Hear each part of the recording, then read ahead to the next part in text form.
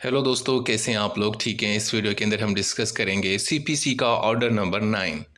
देखें जी, जो order number 9 है इसका ताल्लुक है अपीयरेंस ऑफ पार्टीज़ के साथ। देखें, जब केस कोई शुरू होता है तो फिर दोनों फरीकैन को अदालत में पेश होना पड़ता है। जब दोनों नहीं आते तो फिर क्या नतीजा निकलता है, ये सारा कुछ हमें बताता है ऑर्डर नंबर 9। इसमें जो सबसे पहला रूल नंबर 1 है उसमें यह है कि जब अदालत दोनों फरीकैन को समन करे तो दोनों ने उसी तारीख को अदालत में ज़रूर पेश होना होता है। ठीक है। उसके बाद अदालत कोई नई तारीख दे देती है, पोस्टपोन कर देती है, वो एक अलग चीज़ है। लेकिन दोनों फरीकैन को अदालत में पेश होना होता है। दोनों फरीकैन से मुराद एक वो शख्स जो अदालत में दरखास्त लेके आया, शिकायत लेके आया, एक वो शख्स जिसके खिलाफ शिकायत लगाई गई है, यानी एक प्लेंटिफ और दूसरा डिफेंडेंट। उसके बाद है रूल नंबर 2। इसमें यह है कि आपने डिफेंडेंट को समन भेजा था लेकिन उसको मिला नहीं, और प्लेंटिफ ने पैसे भी नहीं पे किए जो उसको फ़ीस पे करनी पड़ती है इस समन के हवाले से, तो उस सूरत में अदालत केस को डिसमिस कर देगी। लेकिन उसके बावजूद भी जो डिफेंडेंट है वो अदालत में पेश होता है उसी तारीख को जिस तारीख को अदालत ने उसको यानी कि जो तारीख रखी थी, तो फिर अदालत जनाब उस केस को डिसमिस नहीं करेगी। ठीक हो गया जी। उसके बाद है रूल नंबर 3।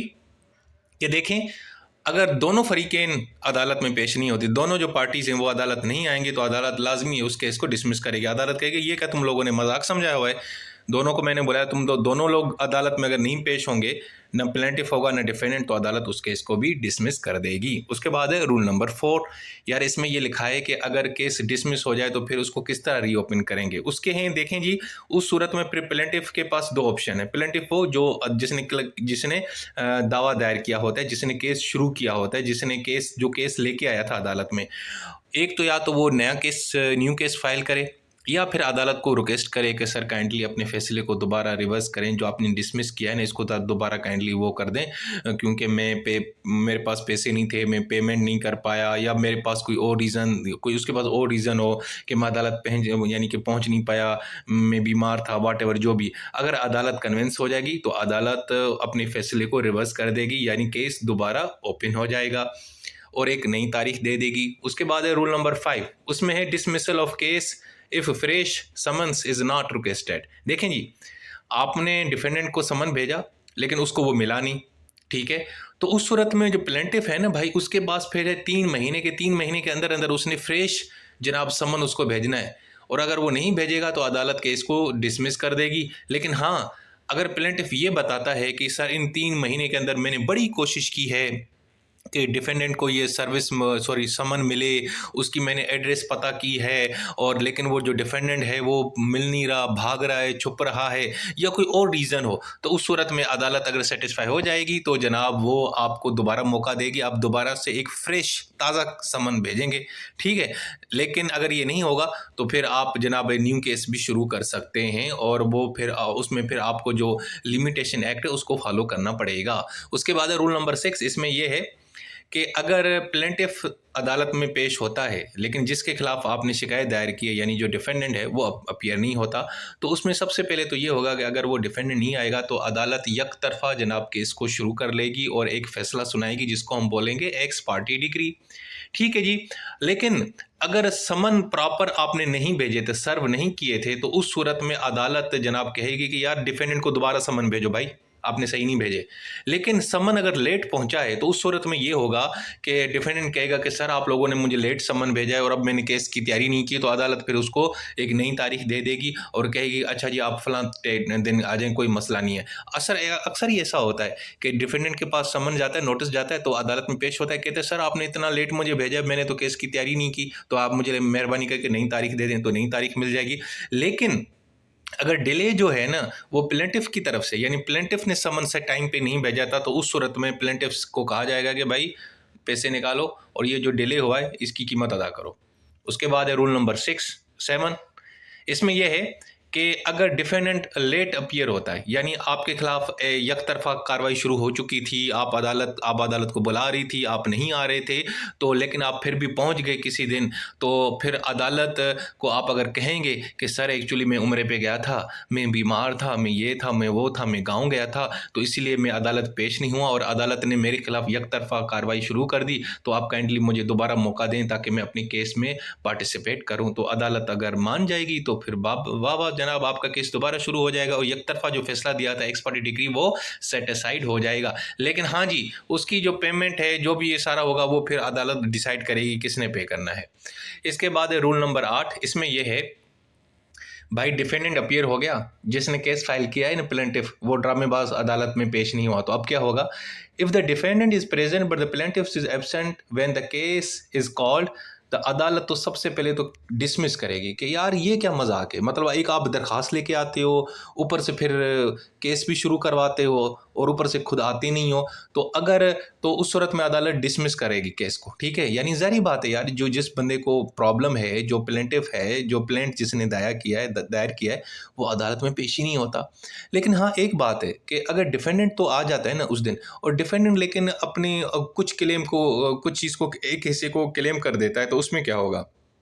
मिसाल है, आप अदालत गए थे, आपने अदालत को दरख्वास्त दी कि सर इस शख्स ने मेरी प्रॉपर्टी पे भी कब्ज़ा किया है और मेरे बाग पे भी कब्ज़ा किया है, और जब केस शुरू हुआ तो आप पेश नहीं हुई है। तो अब अगला जो बंदा डिफेंडेंट आया उसने कहा हाँ सर जी, मैंने इसके बाग पे ज़रूर कब्ज़ा किया लेकिन प्रॉपर्टी पे नहीं किया। तो बाग के हिस्से तक जो उसने क्लेम किया है ना, जो डिफेंडेंट ने जो एडमिट किया है, अदालत उसके हवाले से फैसला सुना देगी। बाकी जो दूसरा हिस्सा है ना क्लेम का, वो डिसमिस कर देगी। क्यों? क्योंकि भाई प्लेंटिफ तो आया ही नहीं। मतलब जिस बंदे को शिकायत थी कि सर इसने मेरी प्रॉपर्टी पे भी कब्ज़ा किया है, बाग पे भी किया है, वो खुद अदालत नहीं आएगा, लेकिन डिफेंडेंट आता है। लेकिन डिफेंडेंट साथ में ये भी कहता है, वो बड़ा नेक इंसान है, कहता है कि जी सर मैंने वाकई बाग पे कब्ज़ा किया है, तो उसका फैसला अदालत सुना देगी उस हिस्से का। बाकी वो क्लेम जो वो कहता है कि सर मैंने प्रॉपर्टी पे कब्ज़ा नहीं किया, तो वो डिसमिस हो जाएगा। क्यों डिसमिस हो जाएगा? क्योंकि भाई वो प्लेंटिफ तो आया ही नहीं है जिसने ये क्लेम किया था, ठीक है जी। उसके बाद है रूल नंबर 9। भाई अगर आपका केस डिसमिस हो जाएगा तो उसके बाद आप प्लेंटिफ जो है ना, वो नया केस तो नहीं फाइल कर सकता, लेकिन हाँ वो रिक्वेस्ट कर सकता है अदालत को, सर मेहरबानी करके इसको दोबारा रीओपन करें, क्योंकि मेरा वैलिड रीज़न था, मैं क्यों नहीं आया, बीमार था, ये था वो था, ठीक है जी। और फिर ये है कि अदालत के साथ में फिर एक काम करेगी कि जनाब अच्छा जी मैं केस को रीओपन करूँगी, शर्त यह है कि तुम अगले बंदे को बताओगे, यानी जिसके खिलाफ तुमने केस फाइल किया था ना उसको बताओगे कि जी केस दोबारा चालू हो चुका है, शुरू हो चुका है, तो अदालत फिर जनाब उसको शुरू कर देगी। लेकिन यहाँ पे लिमिटेशन जो एक्ट है वो ज़रूर अप्लाई होगा जनाब। उसके बाद है रूल नंबर 10। इसमें यह है कि जनाब एक केस में 4-5 प्लेंटिफ्स हैं, उसमें 2 अपीयर होते हैं, 2 नहीं होते, तो अदालत उसको इस तरह ही डील करेगी जैसे सारे के सारे प्लेंटिफ केस यानी कि अदालत में पहुंचे हैं। और इसी तरीके से रूल नंबर 11 ये कहता है अगर एक केस के अंदर बहुत सारे डिफेंडेंट हैं, यानी आपको भाई 4 बंदों से प्रॉब्लम है, आपने कहा यार इन 4 बंदों ने मेरी प्रॉपर्टी पे कब्जा किया है, और जब केस शुरू होता है तो उसमें 2 आते हैं, 2 नहीं आते। जो 2 नहीं आएंगे ना डिफेंडेंट, अदालत उनका खुद का कोई फैसला कर देगी, या तो उनको इश्तिहारी डिक्लेयर करेगी, कुछ करेगी, लेकिन अदालत खुद उनका डिसाइड कर देगी, ठीक है जी। उसके बाद है रूल नंबर 12। देखें जी, अब प्लेंटिफ और डिफेंडेंट दोनों अपीयर नहीं होते अदालत में और वो कोई रीज़न भी नहीं देते वैलिड, तो फिर अदालत रूल्स रेगुलेशन के तहत उस केस को आगे लेके जाएगी, ठीक है जी। उसके बाद है रूल नंबर 13। देखें जी, अदालत ने आपके खिलाफ एक तरफा फैसला दिया, आप डिफेंडेंट हो, आपके ऊपर एक बंदे ने इल्ज़ाम लगाया था कि जी आपने उसकी प्रॉपर्टी पे कब्जा किया है, आप अदालत में पेश नहीं हुए, अदालत ने एक तरफा फैसला दे दिया।